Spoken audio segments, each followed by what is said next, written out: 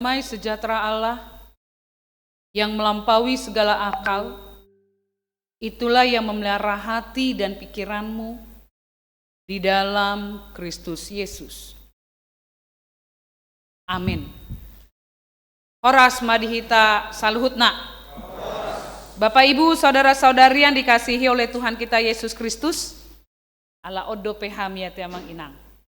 Marhobas di tonga-tonga ni huriatta AKBP persiapan resort Letari. Karena memang kami juga baru 7 bulan pindah ke Serpong ini. Sebelumnya kami melayani di HKBP Parsoran Nauli Siantar. Ketepatan sesama Siantar juga ada di sini. Amang Sintua Obersialagan baru butar-butar yang merupakan Ito Amang Pendeta resort kita di sini. Kami pindah dari HKBP Parsoran Nauli. Alani amang inang asa songo nadidok ni hata Batak. Jolo tinitip sanggar asa baen huru-huruan. Jolo sindukun marga asa binoto partuturan. Nunga takas nakin ia goarnami Padita Valentina Hutasoit. Jala nama ngalap hami marga Nenggolan. Jala di Palumeho Debata sadadak danak bawa di hami berumur 10 tahun.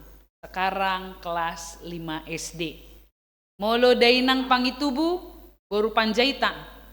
Nasida saunari tinggal di daerah Pulau Gadung, Jakarta Timur. Jala molo Simatua boru Sibagariang. Nasida tinggal di Duri. Jala molo Simatua duaca nunga borhatbe lau mangadop Tuhata Yesus Kristus.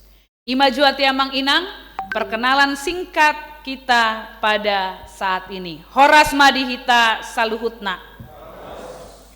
Dia mau menami dotina nami naina ulongan di bagasan gori Tuhata Yesus Kristus. Firman Tuhan yang menjadi bahan renungan kita pada saat ini terambil dari Lukas 7 ayat 41 sampai ayatnya yang ke-50. Lukas 7 ayat 41 sampai 50. Bapak Ibu saudara-saudari bisa mengikutinya di dalam hati kita masing-masing. Demikianlah firman Tuhan. Ada 2 orang yang berhutang kepada seorang pelepas uang. Yang seorang berhutang 500 dinar, yang lain 50.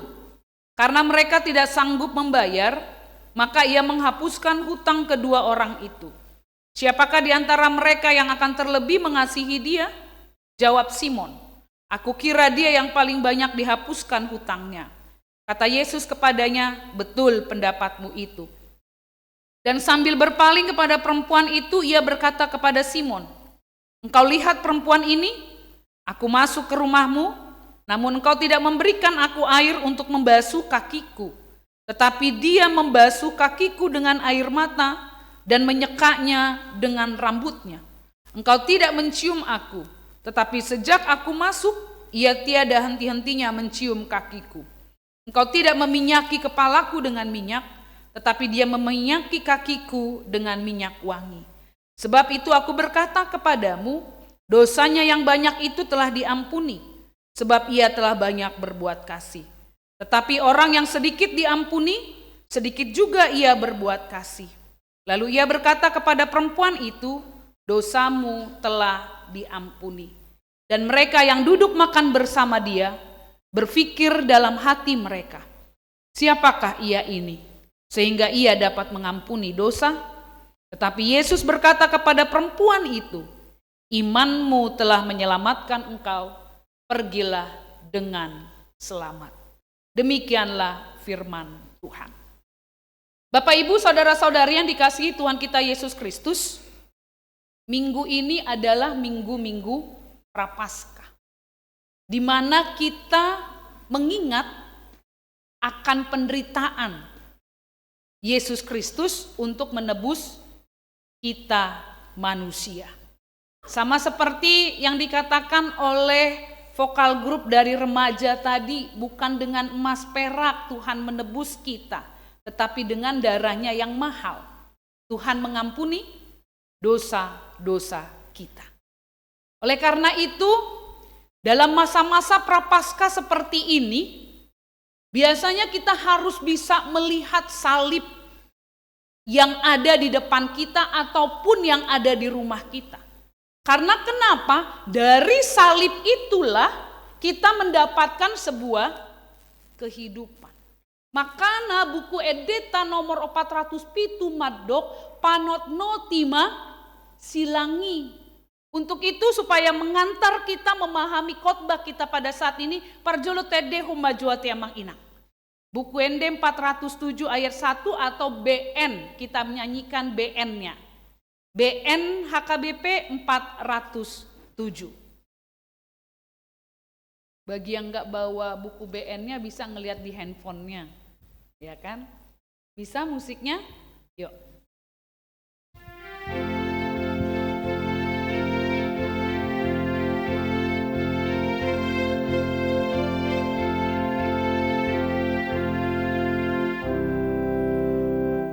Pandanglah salib Tuhan yang di Golgota, yang memikul semua dosamu. Curahkanlah semua bebanmu padamu, mohon ampun semua dosamu. Lihat salib Yesus.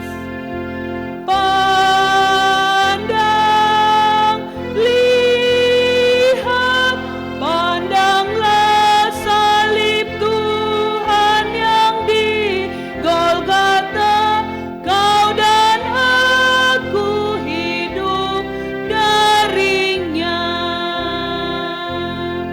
Panotno tima silang ni Kristusi, ngolumi ngoluki siani doa tiamang inang. Inilah yang hendak disampaikan oleh khotbah kita pada minggu-minggu prapaskah, bahwa salib Tuhan adalah lampu merah bagi seluruh dosa-dosa kita, bagi semua masa lalu kita yang penuh dengan dosa. Sekali lagi, salib Kristus adalah lampu merah bagi dosa-dosa kita. Bahkan salib Kristus juga adalah lampu hijau bagi masa depan kita. Karena kenapa? Sian silangi dari salib itu terdengar perkataan Yesus yang mengatakan, dosamu sudah diampuni. Inilah yang menjadi topik minggu kita pada saat ini. Ketika di minggu-minggu prapaskah ini kita melihat karya terbesar Allah dalam kehidupan kita, yaitu pengorbanannya di kayu salib yang menyelamatkan dosa-dosa kita, bahkan menyelamatkan hidup kita, serta menjadi harta terindah dalam hidup ini, yaitu kasih Tuhan yang sekali lagi mengatakan kepada kita, dosamu sudah diampuni.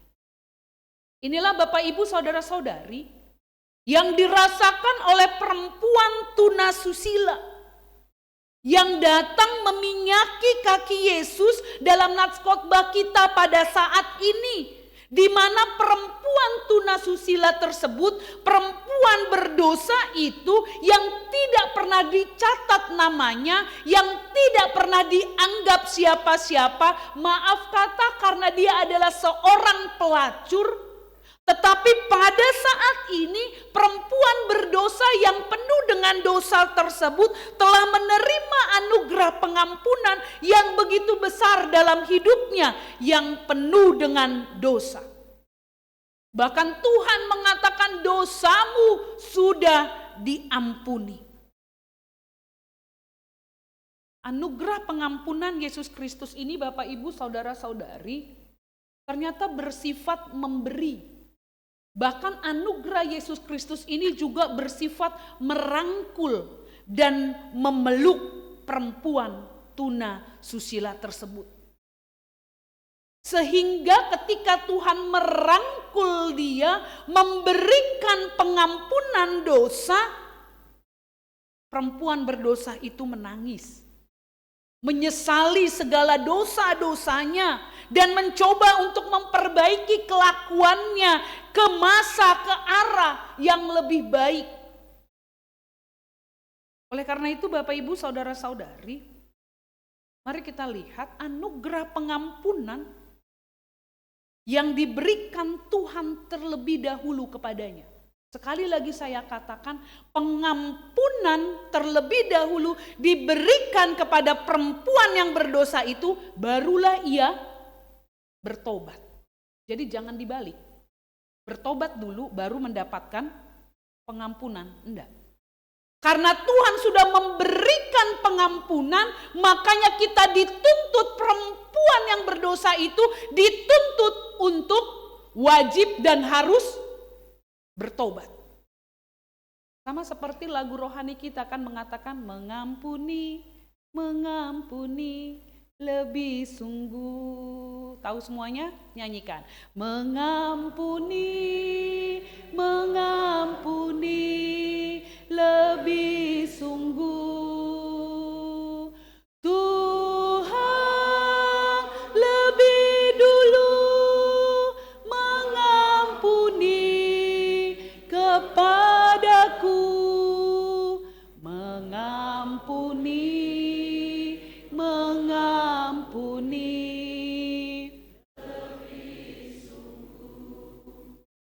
Jadi ingat Bapak Ibu saudara-saudari, pengampunan itu sudah diberikan sama kita secara gratis. Sehingga sekarang kita dituntut seperti seorang perempuan yang berdosa itu untuk bertobat. Jadi jangan katakan saya pergi ke gereja untuk mendapatkan pengampunan, enggak. Tetapi saya pergi ke gereja karena saya sudah merasakan pengampunan dan berkat dari Tuhan. Sama seperti satu pantun yang mengatakan kepada kita, piring perunggu buat sang raja. Cakep gitu ya kan, mengkenangkan. Dipakai menyimpan buah alpukat. Di hari Minggu pergi ke gereja, hati selalu mendapat berkat. Amin. Itu dia. Jadi jangan pernah dibalik. Saya ke gereja supaya saya dapat pengampunan. Enggak. Saya sudah mendapatkan pengampunan, saya sudah mendapatkan berkat sehingga saya wajib pergi ke gereja. Jadi kalau hujan sedikit-sedikit, tahun ma borhatu gereja. Hati emang inang. Karena saya sudah mendapatkan pengampunan, makanya tidak lagi alasan bagi saya untuk tidak pergi ke partangyangan. Ringgas do jemaat di son partangyangan, ringgas do amang situat ta, ringgas do hati emang inangnya, alana tersenyum maka situat ta berarti akan naringgas do AKBP Letarion madohoti partangyangan. Ido kan inang padita, ringgas do inang, ringgas hian ma hati emang inang. Itulah yang menjadi kekuatan kita untuk mengaplikasikan anugerah yang diberikan Tuhan secara gratis. Perempuan yang berdosa itu mendapatkan penampunan, mendapatkan anugerah semata yang datang dari Tuhan. Makanya jiwanya memuji Tuhan seperti yang dinyanyikan oleh kor dari Naposobulung. Dancing my soul, my Savior God. Maka jiwaku memuji Tuhan karena saya sudah mendapatkan pengampunan. Oleh karena itu kita dapat melihat bagaimana perbuatan perempuan tunasusila yang datang ke rumah Simon yang merupakan anggota Farisi, sebuah kelompok yang elit dan kelompok yang tersohor, bahkan merupakan pemuka-pemuka agama yang mengundang Yesus makan ke rumahnya. Tetapi di situ ada sebuah peristiwa yang membuat kita semuanya terkejut, bahkan orang-orang yang ada di sekitar rumah Simon terkejut karena Simon mengundang orang-orang yang berdasarkan kesalehannya, sehingga orang berdosa, apalagi perempuan tunasusila itu, stop, jangan dulu masuk, kau seorang pelacur. Bukankah kita juga sering kali dengan kesalehan kita akan berani mengatakan, bahkan menunjuk dengan tangan kita, kau orang berdosa, sehingga kau tidak layak untuk bersama-sama dengan aku. Padahal kalau kita lihat Bapak Ibu Saudara-saudari, status kita ini semuanya pendosa. Isi hita naso mardosa manginang. Gariau padita mardosa duau. Mardosa duau. Alana mardosa duau, makana rohau tuado pandidebata untuk meminta pengampunan dosa. Jadi kalau kita masih ada yang merasa bukan orang yang berdosa, sama seperti orang Farisi, saya adalah orang saleh, hati-hati nanti bisa jadi kayak Hitler kita. Karena di dalam sebuah bukunya Hitler mengatakan Tuhan sudah saya bunuh.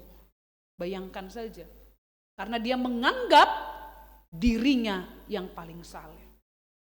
Oleh karena itu Bapak Ibu Saudara-saudari yang dikasih Tuhan kita Yesus Kristus, perempuan tunasusila itu pun ikut masuk dalam sebuah pesta yang sangat ramai. Meskipun perempuan berdosa itu sangat tahu bahwa akan banyak orang yang mencemoohnya, akan banyak orang yang menolaknya, dan bahkan akan banyak orang yang mengusirnya karena dia adalah seorang pendosa. Namun ada satu orang yang membuatnya berani untuk datang, bahkan membawa wangi-wangian. Yaitu siapa? Yesus Kristus. Dia gak peduli cemoohan orang. Dia tahu dia adalah orang berdosa, tetapi dia tetap datang menjumpai, bahkan memberikan mengusap kaki Yesus Kristus dengan wangi-wangian. Bahkan terakhir dia menyekanya dengan rambutnya. Dengan kata lain dia merendahkan dirinya serendah-rendahnya. Lihatlah Bapak Ibu Saudara-saudari. Coba praktekin. Kalau kita mau istilahnya meminyaki kaki seseorang, kan itu harus nunduk kita. Bahkan kalau untuk menyeka rambut kita yang panjang kan juga harus serendah-rendahnya kita. Itu mau menandakan dia mengenal dirinya yang serendah-rendahnya. Dia mengenal bahwa dia tidak pernah diingat siapapun. Mungkin dia juga tidak dianggap oleh siapapun Bapak Ibu Saudara-saudari. Tetapi dia masih tetap berani. Meskipun dengan konsekuensi nanti akan ada penolakan dan pengusiran, tetapi dia tetap menuangkan minyak wangi ke kaki Yesus, bahkan mengusapnya dengan rambutnya, dengan tangisan. Dia nggak usah banyak kata-kata, tetapi body language-nya mengatakan tangisannya itu adalah pertanda bahwa dia menyesali segala perbuatannya. Semua tangisan dan tindakannya itu seolah-olah mewakili kata-kata yang hendak ingin disampaikannya. Saya bukan siapa-siapa. Saya tidak dianggap oleh siapa-siapa. Karena perbuatan saya paling tercela dari semua orang yang ada. Datang ke pesta tersebut. Bahkan Simon yang merupakan seorang kaum Farisi pun berani mengatakan ini adalah perempuan yang tercela. Dengan kesombongan kesalehannya mengatakan dia adalah orang yang berdosa. Tetapi perempuan itu berani mengambil resiko untuk dicemooh, untuk ditolak, untuk diusir, untuk mendapatkan anugerah Allah, yaitu pengampunan. Anugerah Yesus itu Bapak Ibu Saudara-saudari adalah anugerah murni yang tidak mensyaratkan apa-apa. Kita menerima anugerah pengampunan bukan karena status kita. Kita menerima anugerah dari Tuhan bukan karena kekayaan kita. Tuhan tidak pernah mensyaratkan apa-apa. Tidak pernah memberikan syarat bagi kita Bapak Ibu Saudara-saudari. Karena kenapa? Anugerah Allah ini bersifat memberi dan merangkul. Anugerah, kasih Allah yang membuat Paulus mampu berkata dalam 1 Korintus 15 ayat 10, tetapi karena kasih karunia, aku adalah sebagaimana aku yang sekarang, dan kasih karunia yang dianugerahkannya kepadaku tidak sia-sia, sebaliknya. Aku telah bekerja lebih keras dari mereka semua, tetapi bukannya aku, melainkan kasih karunia Allah yang menyertai aku. Sehingga kenapa kita menyombongkan kesalehan kita? Kalaupun kita rajin ke gereja, kalaupun kita rajin ke pertangyangan, kalaupun kita rajin untuk mengikuti acara-acara gereja yang lain, jangan jadikan itu seperti Simon yang memiliki kesombongan rohani sehingga dengan berani menghakimi orang-orang yang berdosa. Karena Yesus pun mengatakan kepada kita, siapa yang nggak berdosa, dialah yang pertama sekali melempar batu ini kepada perempuan tunasusila itu. Ada Bapak Ibu pada saat itu kalau yang kita baca? Tidak ada. Jadi kenapa kita selalu berani menunjuk dengan tangan kita, kau bersalah, kau berdosa. Tapi biarkanlah kesalehan kita. Haringga sotayat yamang inang, manogi honasida, mulak tuadopani debata. Oleh karena itu Bapak Ibu saudara-saudari, kasih karunia Allah yang membuat kita ada sebagaimana saat ini, Allah menerima kita tanpa syarat. Allah menerima kita tanpa syarat. Bahkan perempuan berdosa tersebut pun mengalami pengampunan semacam ini melalui hidup dan tangisannya karena sadar dia adalah manusia yang penuh dengan dosa. Sikap Yesus yang merangkul dan menawarkan anugerah tanpa paksaan, sekali lagi Tuhan memberikan anugerah itu tanpa paksaan. Tidak pernah Yesus mau berkata, aku mau mengampuni dosamu asal engkau tidak terlalu berdosa. Tuhan tidak pernah mengatakan hal tersebut, tidak, sekali lagi.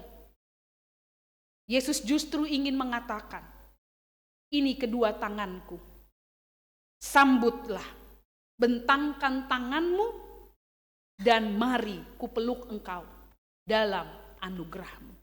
Sama seperti seorang orang tua yang anaknya melakukan kesalahan, apakah kita akan mengusir mereka? Enggak.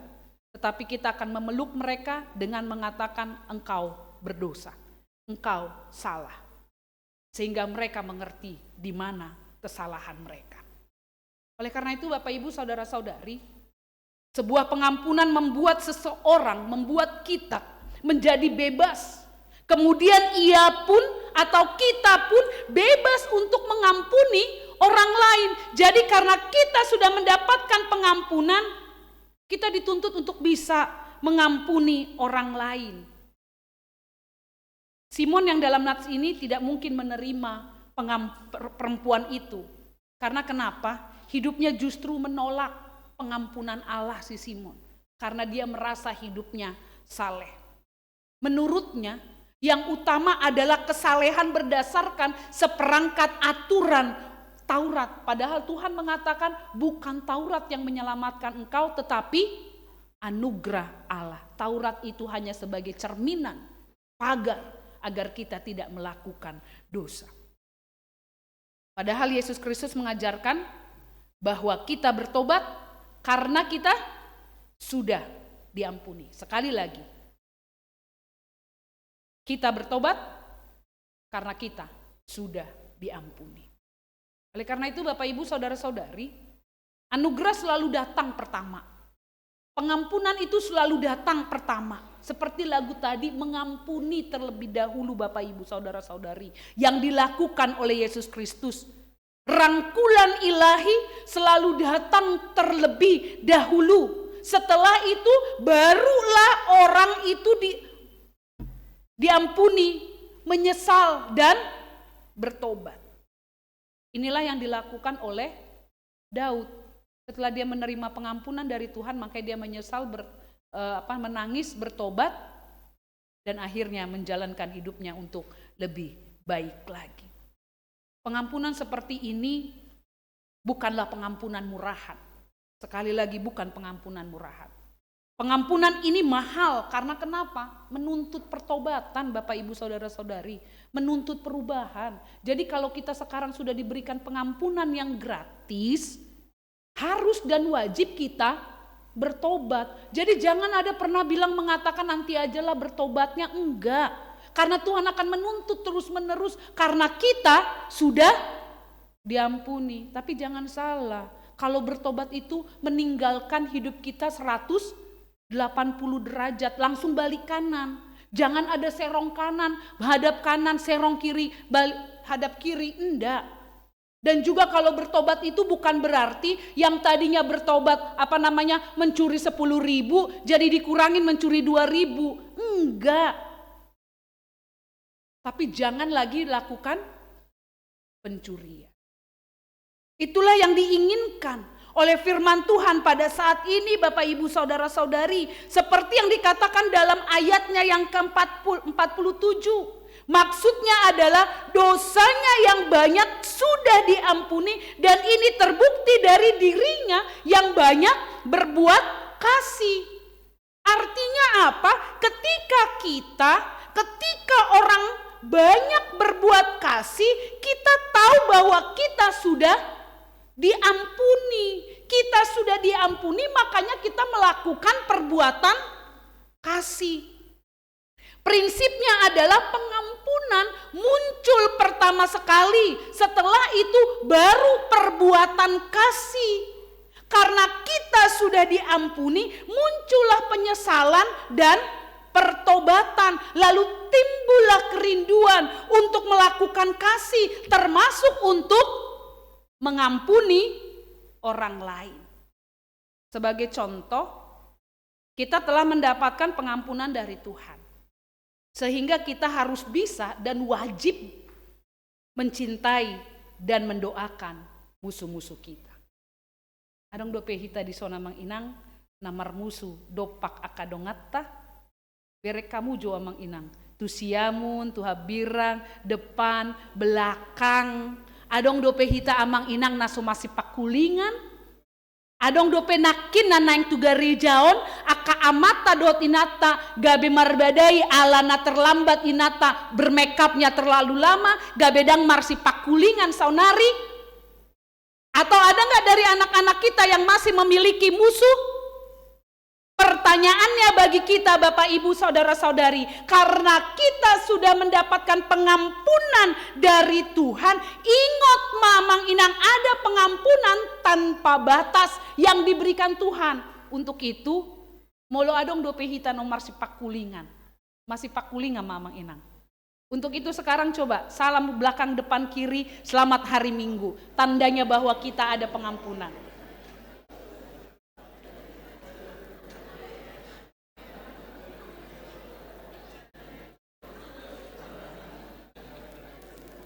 Oke.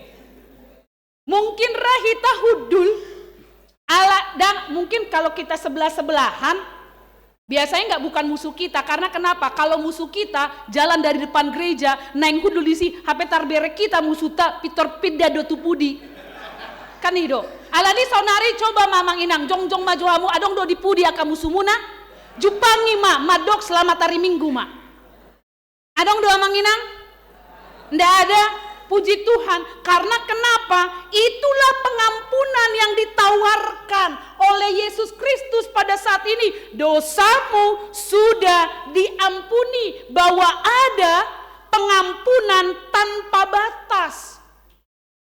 Sama seperti seorang uskup agung Afrika Selatan. Seorang aktivis hak asasi manusia kulit hitam, yaitu Uskup Desmond Tutu. Mungkin kita pernah membaca biografi Bapak ini. Dia mengadopsi perkataan Tuhan Yesus yang menekankan pentingnya pengampunan dalam bukunya yang berjudul No Future Without Forgiveness. Tidak ada masa depan tanpa sebuah pengampunan. Percayalah Bapak Ibu Saudara-saudari bahwa cara untuk menyembuhkan segala sakit hati kita itu adalah pengampunan. Jadi jangan lagi ingat-ingat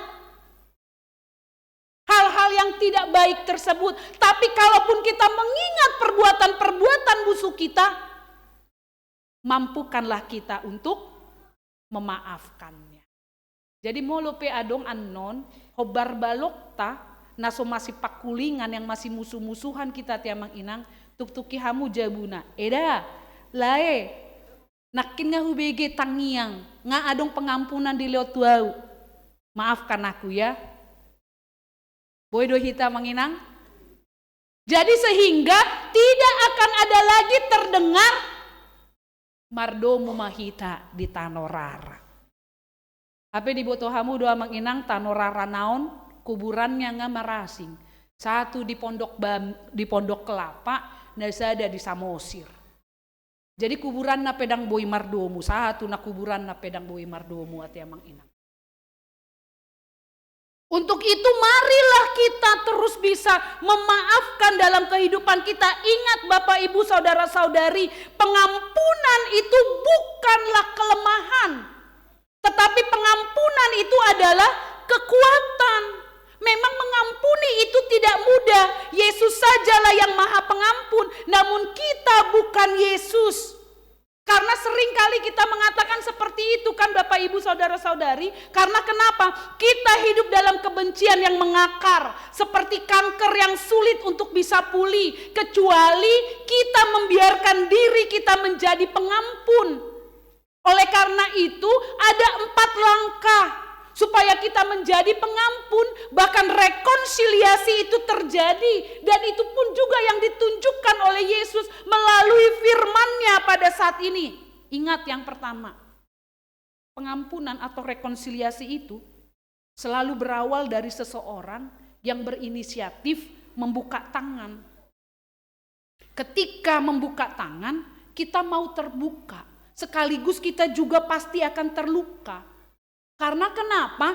Tidak pernah ada pengampunan tanpa seseorang mau membuka tangannya lebar-lebar atau mau memberikan tangannya terlebih dahulu. Sama seperti anak manusia yang membuka tangannya, bahkan membuka hidupnya menjadi manusia dalam Yesus Kristus. Dengan demikian Bapak Ibu Saudara-saudari, harus ada yang berinisiatif. Jika kita sudah bermusuhan puluhan tahun, harus ada satu pihak yang berinisiatif.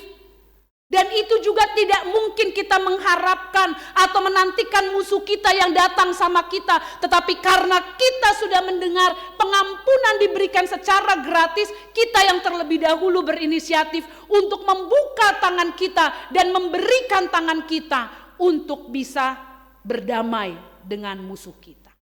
Jangan dipajoga lati amang inang rohani. Sama seperti ada ilustrasi ini. Ternyata mungkin siapa di tengah-tengah keluarga yang gak pernah berantem. Tetapi satu titik jenuhnya, titik nadirnya, akhirnya suami istri itu mengatakan kita cerai, kata suaminya. Oleh karena itu dikumpulkan 2 orang anaknya. Bapak sama mama mau cerai. Sekarang pilihan kepada kalian berdua. Kalian mau ikut mama atau mau ikut bapak? Pilih salah satu. Pertama, kakak mau ikut siapa? Datang anak siah kanganon nanti emang inang. Dengan beruraian air mata dia tidak mau terjadi perceraian. Tapi dia harus memilih, akhirnya dia mengatakan, "Pak, kakak ikut mama saja." Bapaknya terdiam, lalu dia mengatakan kepada yang kedua, anak keduanya, "Adek ikut siapa? Ikut mama atau ikut papa?" Sama anaknya yang kedua pun juga dengan beruraian air mata. Akhirnya dia dengan berat hati memutuskan dan mengatakan kepada bapaknya, "Adek pun pak ikut mama." Bapaknya terdiam. Akhirnya bapaknya pun berkata kepada mereka semuanya, "Kalau begitu bapak juga ikut mama." Yang mau dikatakan apa Mang Inang? Dang dipajoga rohana, tetapi dia mau berdamai. Membuka kembali hubungan-hubungan yang baik. Yang kedua, ketika membuka tangan kita juga perlu menunggu. Untuk mengharapkan sang musuh juga mau membuka tangannya bagi kita. Nggak boleh ada paksaan. Mardame mahitada, kan seringan kayak gitu kan, dipaksa untuk mardame. Akhirnya itu akan menjadi cacat Bapak Ibu Saudara-saudari. Sekali lagi Bapak Ibu Saudara-saudari, tidak boleh ada paksaan sama sekali.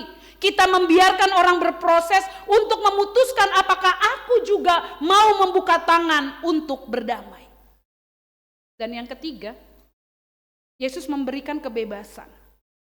Dia hanya membuka tangan dan mengundang kita untuk datang. Ketika kita juga saling membuka tangan, satu dengan yang lainnya, terjadilah sebuah pelukan. antara dua orang. Disitulah terjadi momen ilahi, yaitu momen rekonsiliasi yang mengampuni dan diampuni. Dan yang terakhir Bapak Ibu Saudara-saudari, kita perlu membuka tangan kembali. Karena ketika kita berpelukan, kita harus membuka tangan kita kembali, karena nggak mungkin terus kita berpelukan. Membuka tangan kembali berarti membiarkan sesama yang sudah berdamai dengan kita untuk menjadi dirinya sendiri. Kita membiarkannya untuk kembali berproses, menjalani hidupnya lagi. Ia tidak kita kuasai, biarkan ia pergi. Sama seperti Yesus yang berkata kepada perempuan yang berdosa itu di ujung firman Tuhan pada saat ini, pergilah dengan selamat. Memang tidak ada jaminan Bapak Ibu Saudara-saudari, perempuan ini akan berbuat dosa lagi atau enggak. Tetapi Yesus membiarkan berproses menjadi dirinya dengan resiko dan konsekuensi apapun dalam hidupnya. Oleh karena itu Bapak Ibu Saudara-saudari yang dikasihi Yesus Kristus, sebagai penutup renungan kita pada saat ini, apakah kita mau membuka tangan pertama sekali? Apakah kita mau memberikan diri kita pertama sekali? Dan mengatakan, seperti yang dinyanyikan oleh Bryan Adam. Tahu anak Naposo remaja? Oh kalau zaman Gen Z sekarang gak tahu ya, ini zaman Inang mengatakan, please forgive me. Ya kan? Itulah yang menjadi tantangan kita. Percayalah Bapak Ibu Saudara-saudari. Dunia akan menjadi lebih baik jika kita bersedia melakukannya. Sama seperti Yesus yang mengatakan dari kayu salib, ya Bapa, ampunilah dosa mereka. Tuhan Yesus memberkati kita, biarlah kita terus menjadi pengampun. Karena dosa-dosa kita sudah diampuni oleh Tuhan. Amin.